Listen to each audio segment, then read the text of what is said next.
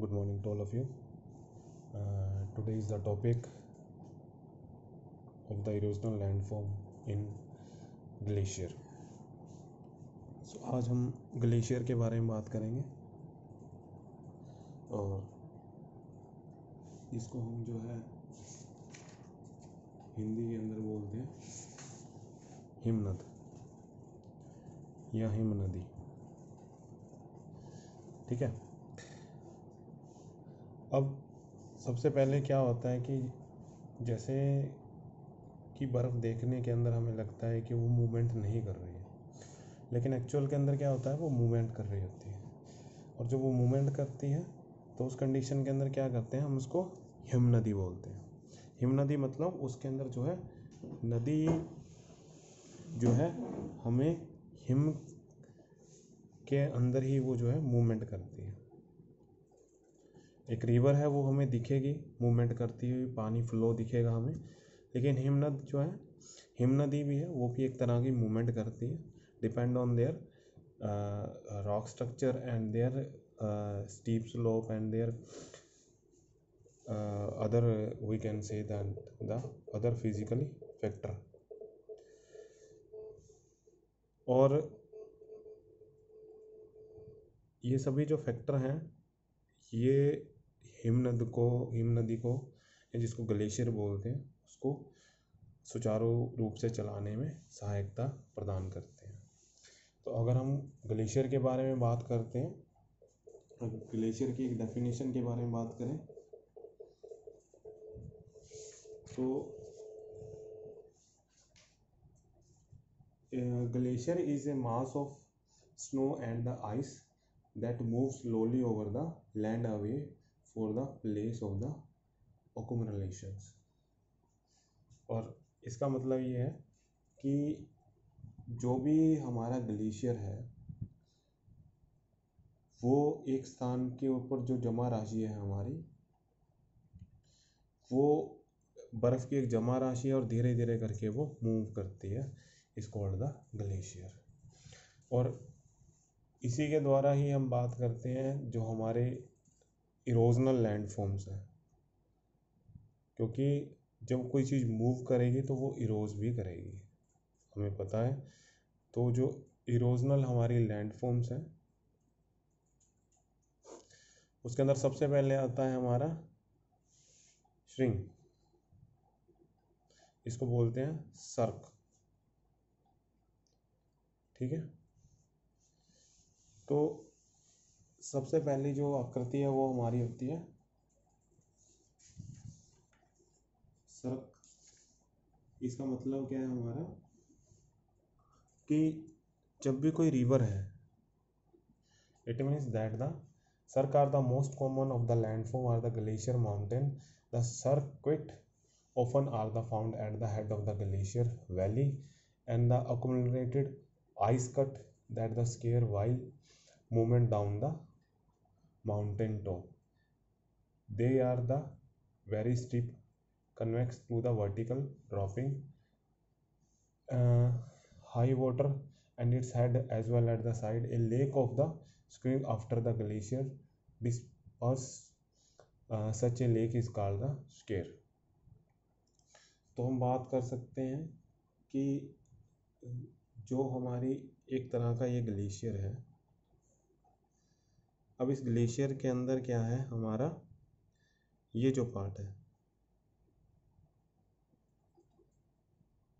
जब कोई glacier move करेगा तो वो किसी जगह के ऊपर जो है जब अगर वो स्टीप स्लोप है, हमारा स्टीप स्लोप है, तो इस जगह पर जब बार बार ग्लेशियर मूव करेगा तो यहाँ पर वो एक तरह से इसके ऊपर बार बार इसको चोट पहुँचाएगा और यहाँ पर एक तरह का हमारा खड्डा बन जाता है जो है, इसको हम बोलते हैं श्रिंग।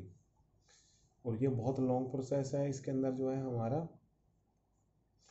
और ये ज़्यादातर ये जो फैक्टर हैं ज़्यादातर जैसे जब हमारा जो है फॉरेस्ट एक्शंस होते हैं, ठीक है, या फिर हम बात कर सकते हैं जब हमारा न्यूएशंस होते हैं जिसको हम हिंदी में बोलते हैं हिम खुदाव, तो उस समय उनके द्वारा जो प्रोसेस होता है उसके द्वारा क्या होता है, ये और ज़्यादा गहरा और जो है इसकी विड्थ और ज़्यादा बढ़ जाती है, और जिस कारण से क्या है, ये एक तरह की एक कुर्सी के आकार का, चेयर के आकार का हम बात कर सकते हैं, ये आकृति बनती है जिसको हम बोलते हैं श्रिंक। और श्रिंक के बाद क्या है, हमारा जो सेकंड फॉर्म है वो आती है हॉर्न। ठीक है, हॉर्न भी एक प्रकार की आकृति है, ये इसके जो है हमारी श्रिंक के द्वारा ही बनाई जाती है। जैसे कि इसकी जो आकृति है कुछ इस तरह से होती है, मैं आपको बना के दिखाता हूँ। जैसे ये भी कई प्रकार से जो हमारी हम बात कर सकते हैं, जब हमारी फॉरेस्ट सेक्शन के द्वारा जो है कई प्रकार से इसको जो है कटाव हो जाता है। जैसे ये एक ही तरफ से है हमारा कटाव, इसमें कई जगह पर ये कटाव हो जाता है, एक हमारे त्रिशूल की तरह जो है ये खड़ी आकृति की तरह हमें दिखाई देती है, जिसको हम हॉर्न बोलते हैं। और horn is a fall through a head wall erosion of the square walls. ये एक तरह की सभी प्रकार की जो वॉल्स हैं हमारी स्केयर वॉल्स हैं, उनका जो है एक तरह का हमारा हम बात करते हैं इरोजन है।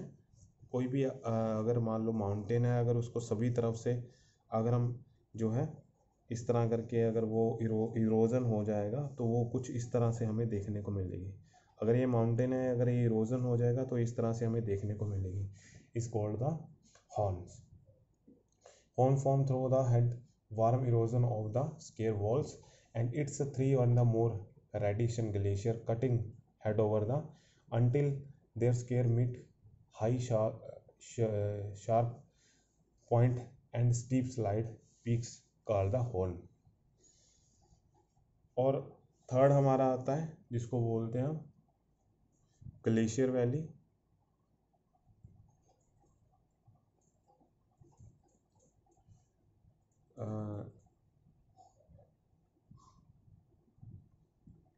ग्लेशियर वैली या फिर इसको ट्रफ बोलते हैं, ट्रफ। ठीक है, तो ये किस तरह से हमारा जो ग्लेशियर वैली है या फिर जिसको ट्रफ बोलते हैं, इट मीन्स क्या है, जब हमारी इसके अंदर क्या होता है, जैसे रिवर्स के अंदर क्या होता है, रिवर में तो जब नदी किसी चीज़ को कटाव करती है तो वी शेप में करती है, लेकिन जब हिम नदी किसी चीज़ का कटाव करती है तो वो यू शेप के अंदर करती है। When the process of the glacier and the erosion in the valley is called the glacier valley and it's like a trough.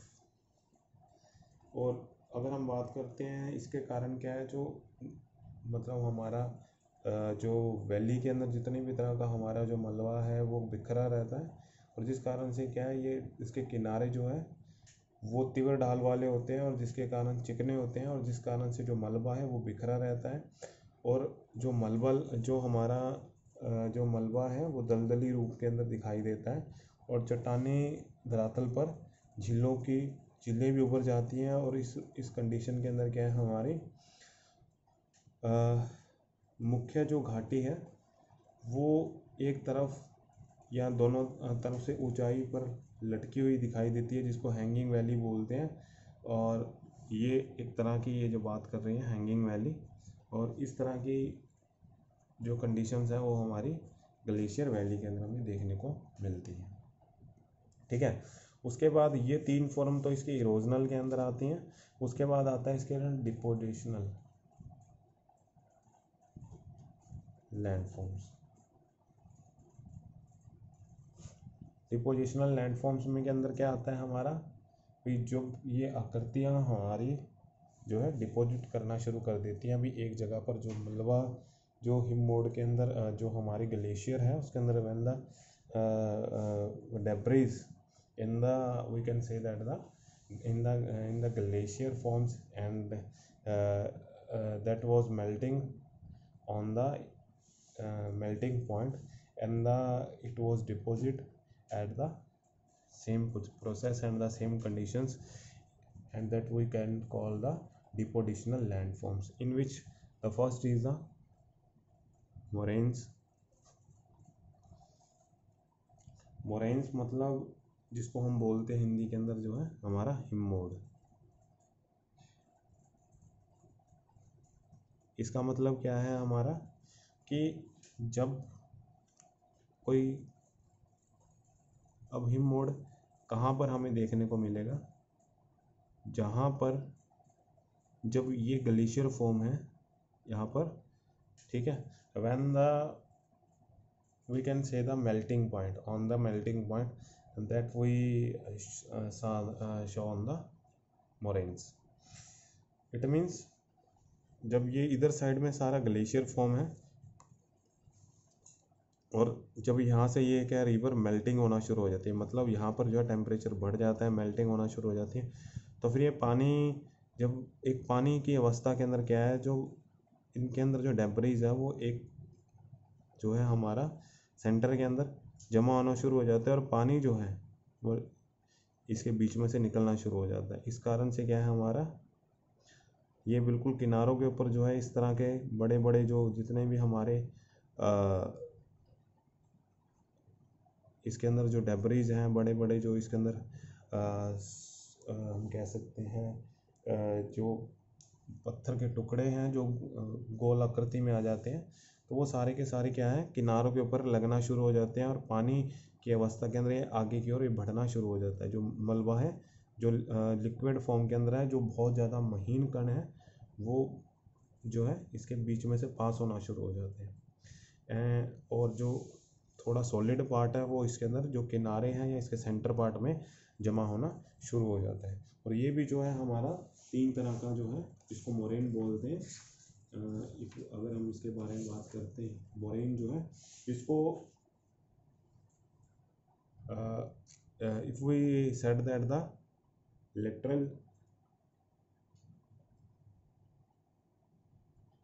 moraines and it's a middle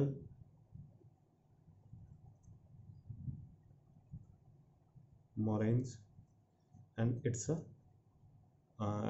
last condition, we can say that it's a terminal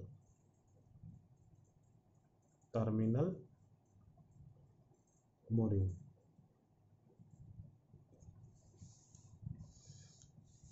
This was the first landforms, depositional landforms, and second is the, we can say that the esker.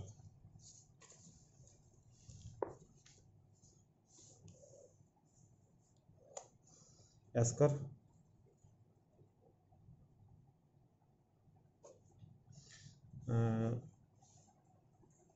this is the second depositional landform of the glacier, and we can say that the esker.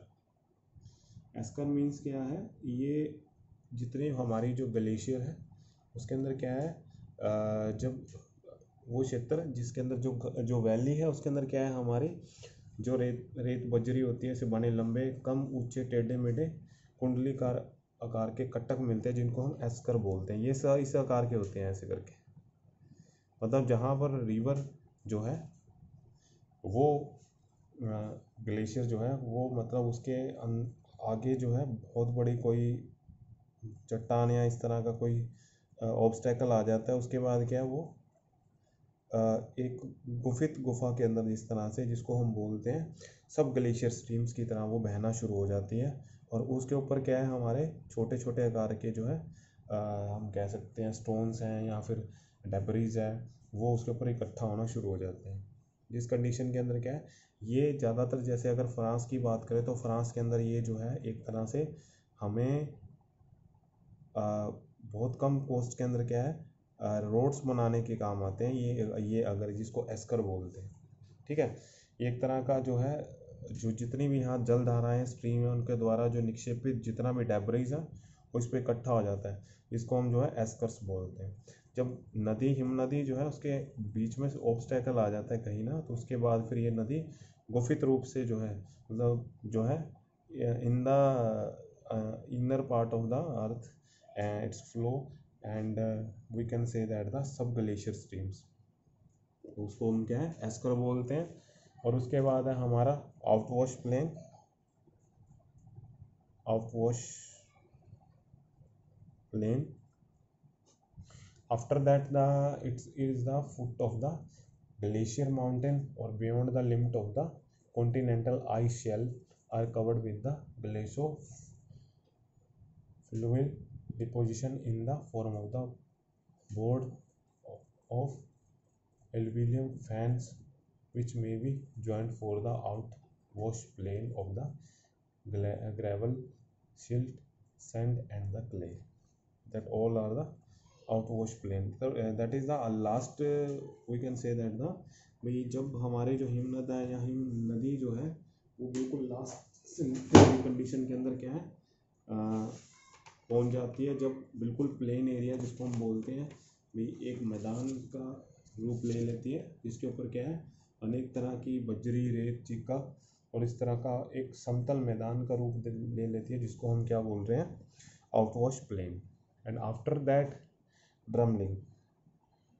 Drumming is the most important, we can say that it's a form of the depositional. जब क्या है हमें ड्रमलिंग एक तरह का, जब river के अंदर क्या है डब्रीज ज़्यादा हो जाते हैं, सैंडस्टोन, क्ले जो है इनकी मात्रा ज़्यादा हो जाती है और इनका जो है डिपोडिशनल फैक्टर व्हेन द डिपोडिशनल करना शुरू कर देती है और प्रोसेस जो है फ्लो का वो कम हो जाता है, तो एक तरह की अंडे की तरह जो है जैसे अंडे की ट्रे को उल्टा कर दिया जाए तो उस तरह की शेप बन जाती है, इस कॉल्ड द ड्रमलिंग. ये 1 किलोमीटर से लेकर बहुत लंबे किलोमीटर तक 30 मीटर तक ऊंचे ड्रमलिंग बनते हैं. इसको स्टॉक्स भी कहते हैं और इनके जो पार्ट है वो इस तरह से होते हैं, जैसे ये मैं आपको बना के दिखा रहा हूँ, ऐसे होते हैं. वो बुक के अंदर भी आपको मैं इसके बारे में शो करता हूँ. It's called the drumlin. ऐसे जो है ये हमारे एक पकेट ऑफ द एक्स ट्रोपोग्राफी हम बात करते हैं, उसमें हमें देखने को मिलते हैं. और ये हमारी जो है ग्लेशियर की इरोजनल और डिपोडिशनल हमारी लैंडफॉर्म्स है, जिसमें हम इरोजनल में स्केर्स के बारे में बात की, हॉर्न्स के बारे में, ग्लेशियर वैली के बारे में बात की. और डिपोडिशनल के अंदर अगर हम बात करते हैं तो डिपोडिशनल लैंडफॉर्म्स के अंदर क्या है हमारी हमने मोरेन्स के बारे में, जिसमें 3 तरह के मोरेन्स, लेटरल, मिडल और टर्मिनल के बारे में बात की, एस्कर के बारे में बात की, आउटवॉश प्लेन के बारे में बात की, ड्रमलिंग के बारे में बात की. तो ये सारी की सारी हमारी अलग अलग तरह की आकृतियाँ हैं. जब भी हिमनदी फ्लो करती है तो उसके दौरान क्या है इरोजनल लैंडफॉर्म्स बनती हैं और कुछ जो है डिपोडिशनल लैंडफॉर्म्स बनती हैं, जिस कारण से क्या है ये हमें एक्चुअल के अंदर जो है प्रोसेस जब चलता है तो बहुत लंबा प्रोसेस होता है. एक्चुअल में हमें ये इतना दिखाई नहीं देता, और जब ये प्रोसेस कंप्लीट हो जाता है, जब ये जैसे मान लो श्रिंक है या हॉर्न है, जब ये आकृति बनेगी तभी हमें चीज़ें दिखाई देगी. अभी हम इसको कहेंगे भी एक्चुअल में हॉर्न बना है या श्रिंक बना है. ये जैसे ऐसा नहीं है कि हम 1-2 दिन के अंदर ये चीज़ बन जाती है, ऐसा नहीं है. जिसको बनने में एक बहुत लंबा प्रोसीजर लगता है. जब तक स्नो कवर्ड है, temperature depend on their temperature, their topology and the rock structure is depending on the glacier landforms. If they are able and the glacier landforms are created, if they are not able, then the glacier landforms are not actually in the form like erosional landforms and the depositional, but the process is always in the processing, but their shapes are not in these shapes. Okay, thank you.